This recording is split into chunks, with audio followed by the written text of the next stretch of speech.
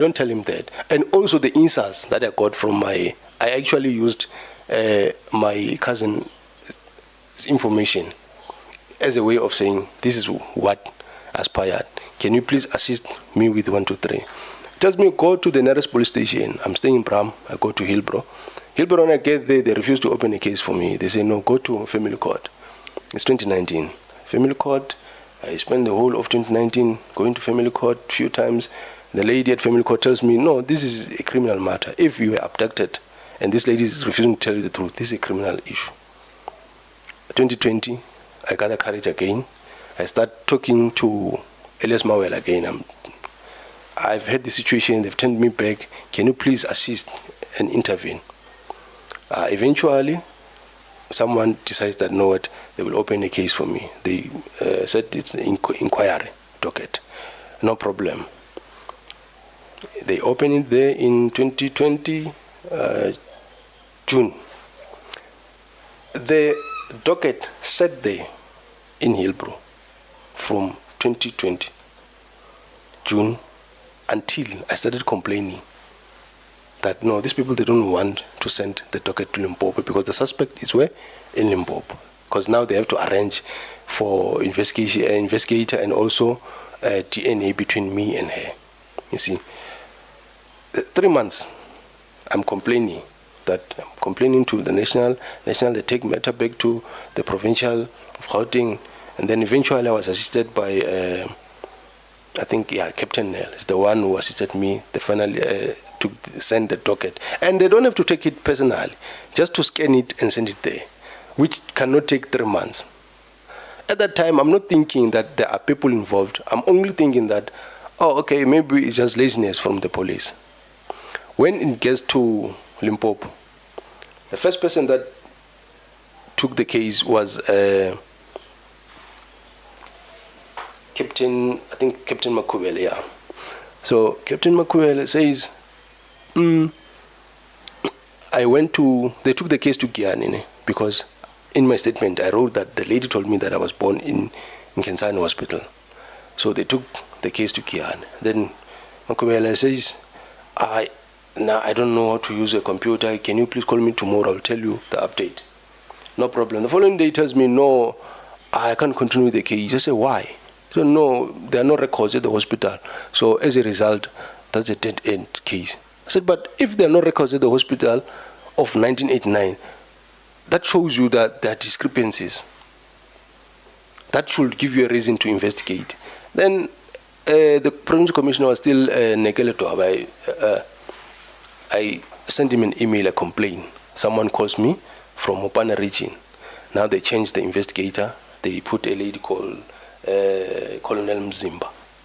Colonel Mzimba arranges for us to meet in Pretoria, no problem, to hear me out and whatever that I'm complaining about so that she can start afresh with me on the investigations, because obviously there are no better records, according to my statement.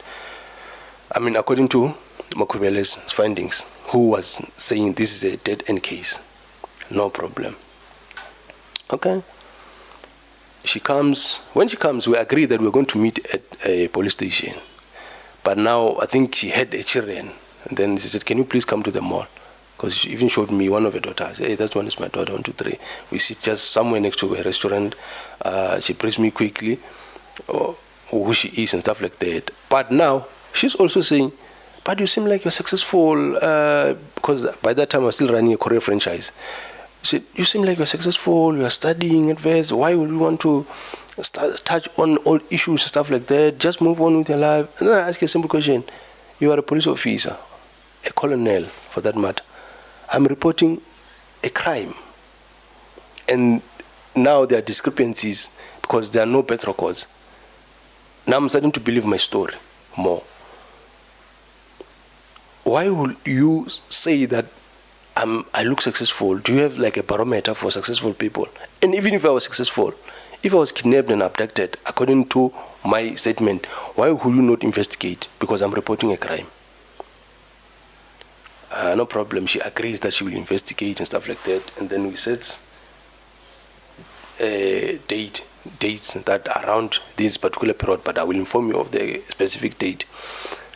And then we agreed that me and this lady, we are going to do DNA test.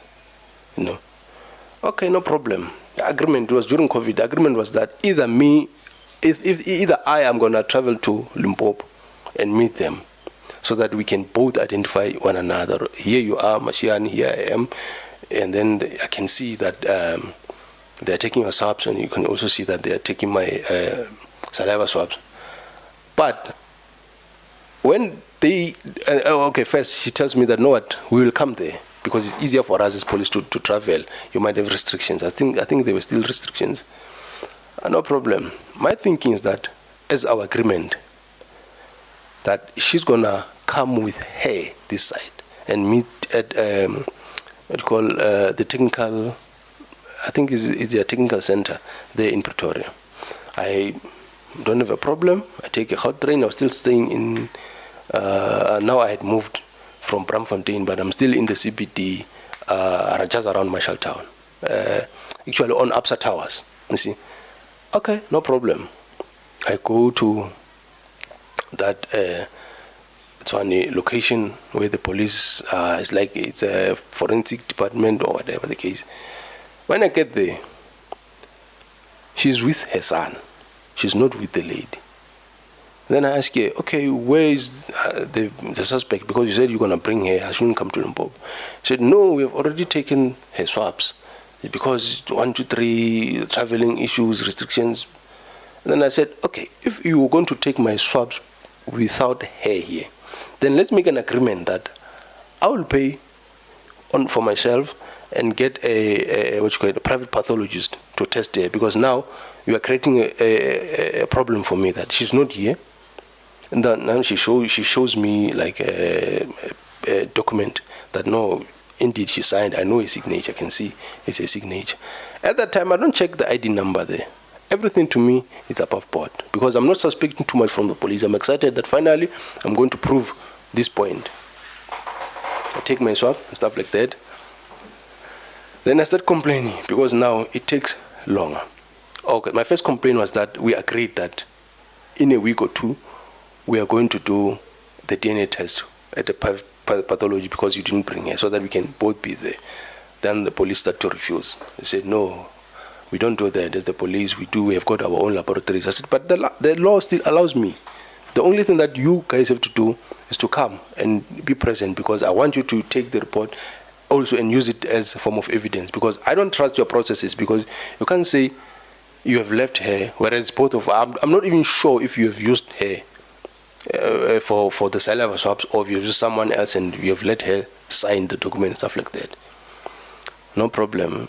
Someone from 3rd month now, 3 months after they took our swabs, now I started complaining seriously. Now I start to talk to General Manala. He's the head of detectives. By then now he's the deputy provincial commissioner of Limpopo Subs.